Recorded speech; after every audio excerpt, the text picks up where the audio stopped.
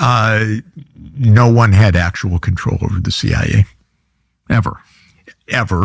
Because most of the time, with one pertinent, horrible example, presidents have gone along with the CIA. Of course, the one horrible, shocking, disgusting example is John F. Kennedy, who famously said that he would like to take the CIA and tear it into 1,000 pieces. And maybe those were his last words, in essence. So if you look big picture at the United States, you don't have a real country as long as the CIA. I mean, everything since November of '63 has been post-coup.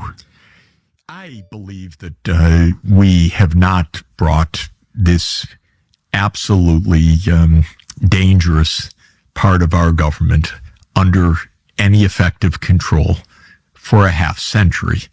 The last time that there was any slight measure of control and accountability was 1975, 50 years ago, with the Church Committee. Frank Church from Idaho, uniquely in the whole history of the CIA since 1947, did a real investigation.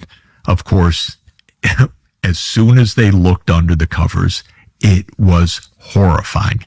Horrifying what they found. They found recklessness, assassinations, coups, regime change operations, MK Ultra, the shocking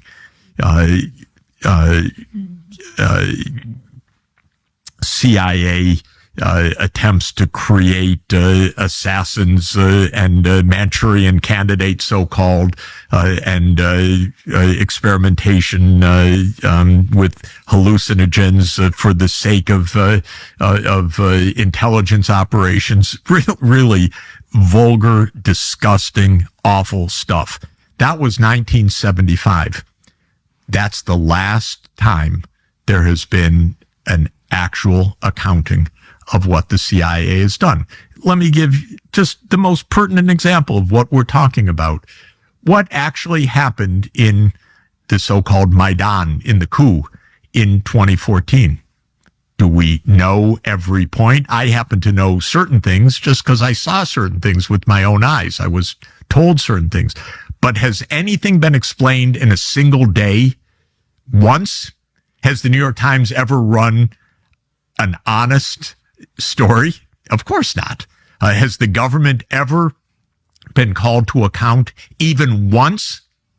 Of course not. Has there been a public hearing in the Senate even once of an event that affects our security absolutely fundamentally? Of course not. And I could go on with 50 examples like this, where the deep state is unaccountable, where there are no answers, where nothing is heard. Yesterday, we heard about Area 51. We heard about how the U.S. military concocted phony stories, which lived for decades, in order to hide secret weapons development programs. Our government lies every day, the security state. And the danger of that is that don't call that national security. This is national insecurity. We have never been more endangered than we are today. It's so weird. We should be the safest country in the history of the world. And we would be if it were not for the risk of nuclear war.